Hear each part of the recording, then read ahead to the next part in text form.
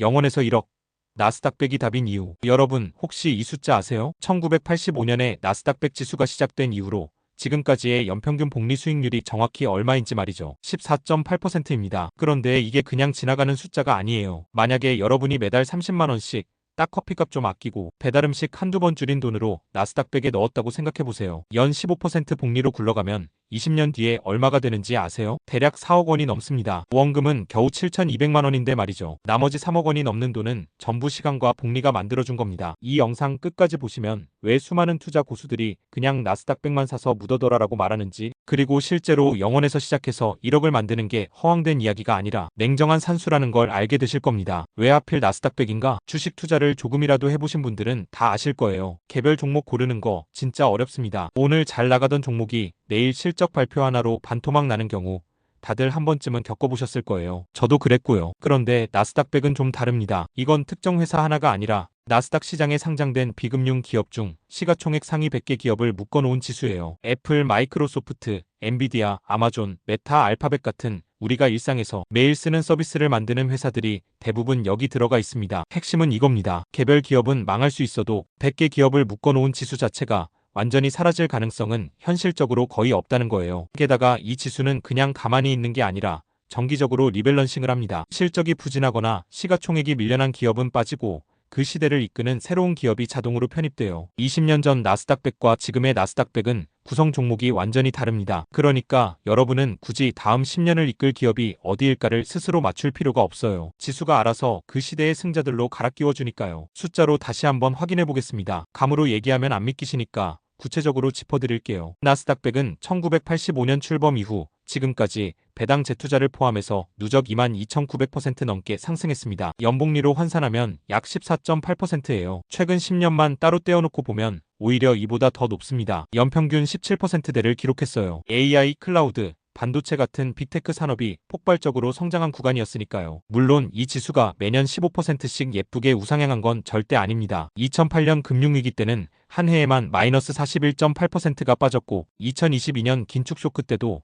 마이너스 32.9%가 빠졌어요. 심지어 2000년 닷컴버블 붕괴 때는 고점 대비 78%까지 폭락했고 그 손실을 온전히 회복하는데 15년이 걸렸습니다. 이건 반드시 알고 가셔야 하는 부분이에요. 나스닥 100은 절대 편안하게 우상향만 하는 자산이 아니고 변동성이 굉장히 큰 자산입니다. 그런데 재밌는 건 폭락한 해 다음에는 거의 예외 없이 폭발적인 반등이 왔다는 거예요. 2008년에 마이너스 41.8% 빠지고 2009년에 53.5% 올랐고 2022년에 마이너스 32.9% 빠지고 2023년에 53.8%가 올랐습니다. 급락과 급반등이 반복되는 사이클, 이게 나스닥 100의 역사적인 패턴이었습니다. 그리고 그 사이클을 다 견뎌낸 사람만이 저 14.8%라는 장기 평균 수익률을 실제로 손에 쥘 수 있었던 거고요. 복리라는 게 실제로 얼마나 무서운지 여기서 진짜 중요한 개념 하나 짚고 갈게요. 바로 복리입니다. 단순하게 계산해 볼까요? 매달 50만 원씩 나스닥 100에 투자한다고 가정해 보겠습니다.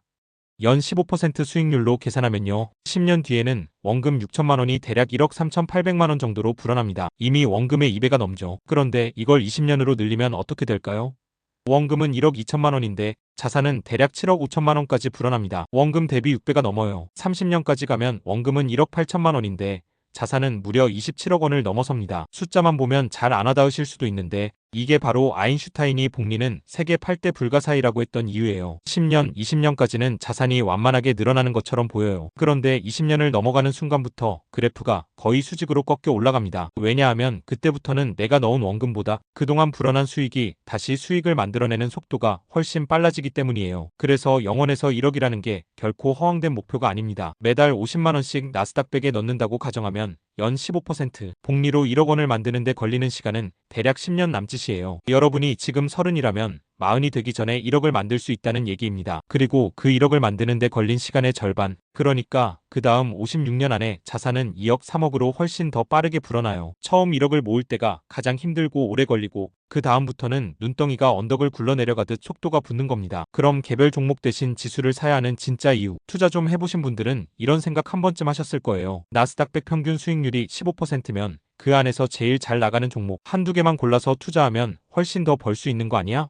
이론적으로는 맞는 말입니다. 실제로 그 100개 종목 중에 몇 개는 지수 평균을 훨씬 웃도는 수익률을 냈고요. 그런데 현실은 좀 다릅니다. 문제는 그 잘 나갈 종목을 사전에 정확히 골라낼 방법이 없다는 거예요. 10년 전으로 돌아가서 이 회사가 앞으로 10년간 나스닥 100 안에서 제일 잘 나갈 거다라고 정확히 맞출 수 있었던 사람이 몇이나 될까요? 그리고 설령 잘 골랐다고 해도 그 종목이 실적 쇼크 한 번, CEO 리스크 한 번으로 순식간에 반토막 나는 걸 버틸 멘탈이 있는지도 별개의 문제입니다. 반면에 지수 전체를 사면 그 안에서 어떤 종목이 뜨고 지든 상관없이 시대를 이끄는 상위 100개 기업의 평균 성장을 그대로 가져갈 수 있어요. 특정 기업 하나에 몰빵했다가 그 회사가 흔들리면서 겪는 심리적 스트레스, 이것도 사실 장기 투자를 지속하지 못하게 만드는 가장 큰 원인 중 하나거든요. 그런데 지수 투자는 그 스트레스 자체가 훨씬 적습니다. 이 기업이 망하면 어떡하지가 아니라 미국 빅테크 산업 전체가 앞으로도 성장할까라는 훨씬 답하기 쉬운 질문만 남으니까요. 물론 이것도 냉정하게 말씀드려야 할 게 있어요. 최근 기준으로 나스닥 100 지수에서 상위 10개 종목이 차지하는 비중이 47%가 넘습니다. 그러니까 100개 기업에 분산 투자한다는 말이 예전만큼 완벽한 분산은 아니라는 거예요. 특히 반도체 관련 기업 몇 개만 해도 지수 전체의 5분의 1 가까이를 차지하고 있고요. 그래서 나스닥 100 투자를 하시더라도 이게 100% 완벽하게 분산된 안전자산이라고 착각하시면 안 됩니다. 여전히 빅테크, 특히 반도체와 AI 산업의 사이클에 크게 영향을 받는 지수라는 걸 알고 접근하셔야 해요. 그럼 실제로 어떻게 시작하면 될까? 이론은 여기까지 하고 실제로 어떻게 접근하면 좋을지 이야기해 볼게요. 가장 중요한 건 딱 하나예요. 꾸준함입니다. 목돈을 한 번에 넣고 타이밍을 재는 게 아니라 매달 일정 금액을 정해서 기계적으로 사모으는 방식.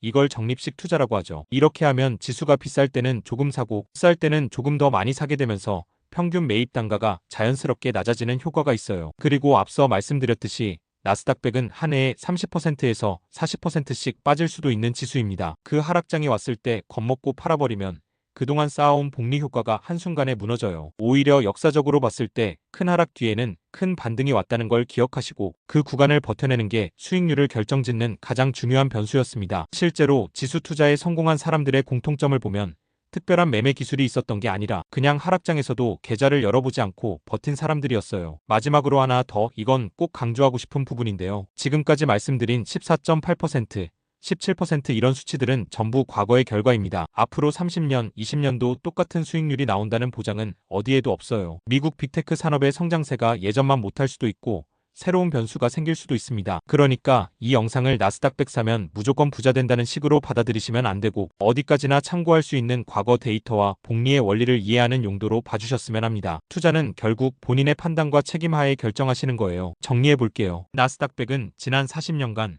연평균 약 15% 안팎의 복리 수익률을 기록했고 이건 매달 소액을 꾸준히 투자하는 사람도 20년, 30년이면 억대 자산을 만들 수 있는 숫자입니다.